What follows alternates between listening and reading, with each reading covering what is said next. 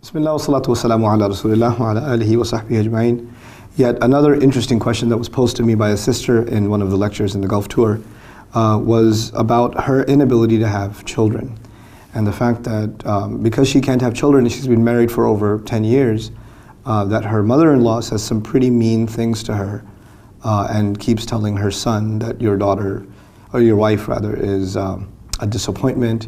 She says things directly, indirectly, through gestures, and expresses her displeasure, and there's this stigma associated with this woman not being able to have a child.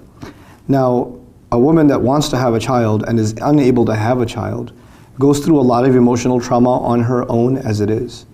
And it doesn't help that an overzealous mother puts all this pressure on top of that. And when she came to me, she was almost in tears already about how her mother-in-law keeps saying these things and her husband doesn't stop her from saying it. And the husband's also in an awkward position because that's his mom.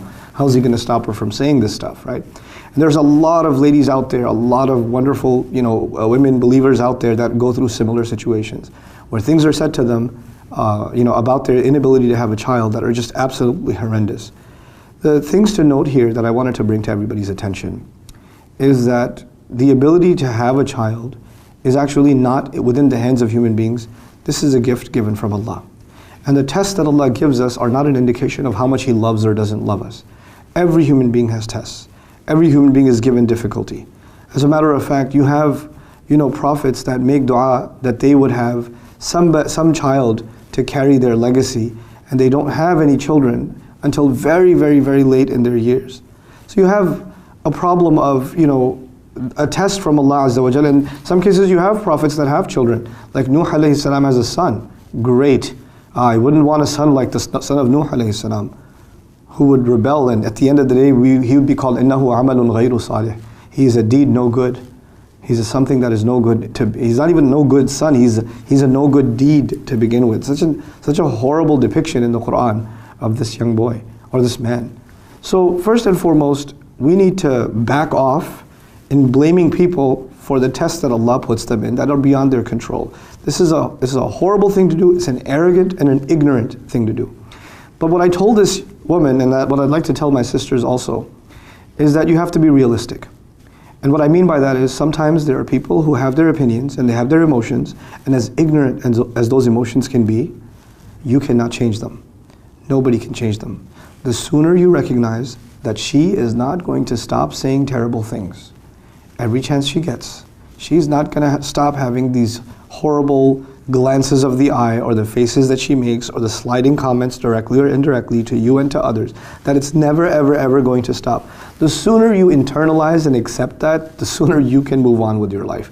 You cannot change people. Your job in life is to learn to deal with people. Sometimes people are very difficult to deal with, and you just have to deal with them. You will learn to brush off her hurtful words so the moment you stop expecting better from her. You just can't accept that. Maybe this is her weakness. She just can't get over it. And you will, the next time she says it, you just realize where it's coming from and you just kind of let it go. You don't hold on to it. You don't let it get to you, This is more about you learning to navigate hurtful words than about changing somebody else. Any problem in Islam, when the solution in your head is changing somebody else, think again. Think again, because we don't control people. We just don't. All we can do is control and mature the way we think about something. And I feel your pain, I really do. And I feel terrible that you're in this situation. But at the same time, the only way you can have a happier life and not stop thinking about this problem is that you just grow a thick skin. And if your husband fails to, and if the husband is listening, my advice to the husband is, listen, you need to pull your mother aside and tell her to stop saying these things. You just need to tell her. Because and this is not disrespectful. Correcting your parents if they're wrong, and they're doing something wrong, they're doing zulm, they're hurting somebody with their words, is not disrespectful. This is being written against your mother in her account. The angels are writing this as a sin. Why would you want your mother to get in trouble on Judgment Day? Wouldn't you want to save her from that? So you saying, I shouldn't say anything, you're not doing a good deed. This is not a righteous deed. This is you perpetuating a wrong that's happening inside your family. Telling your mother that something is wrong is okay. This is completely okay. You have to be respectful and loving when you do it, but that's it. Just be respectful and loving. and correct it. May Allah Azza wa Jal make you better husbands, make the wives stronger wives, and may Allah Azza wa Jal make the parents more patient and more loving and kind and merciful with the words that they choose. And may Allah Azza wa Jal not hold us to account for the ignorant things that we say and do. Barakallahu li wa lakum. Assalamu alaikum wa rahmatullahi wa barakatuh.